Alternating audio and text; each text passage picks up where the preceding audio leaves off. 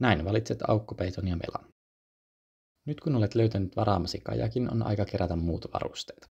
Kajakin lisäksi tarvitset melomaan mukaan aina pelastusliivit, aukkopeiton, melan ja koskessa kypärän. Aukkopeittoja on 4 erilaista mallia: puolipeittoja, kangaspeittoja, kombipeittoja ja neopreenipeittoja. Neopreenipeitot istuvat aukon reunaan napakasti ja pitävät parhaiten vettä, mutta ovat vastaavasti vaikeampia irroittaa. Jos sinulla ei ole kokemusta kaatuneesta kajakista poistumisesta, valitsi kombipeitto tai kangaspeitto. Kangaspeitoista puhutaan usein myös rättipeittoina. Puolipeitot ovat tarkoitettu lähinnä pienille lapsille. Neopreenipeitot on järjestetty vyötärön koon mukaan. Mallaa ensin sopivan kokoinen vyötärö ja valitse pinosta kajakkisi aukkoon sopiva peitto.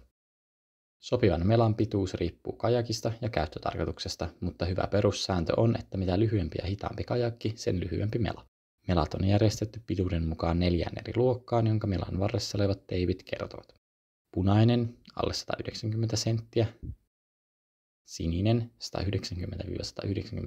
senttiä, valkoinen 200–210 senttiä ja ruskea yli 210 senttiä.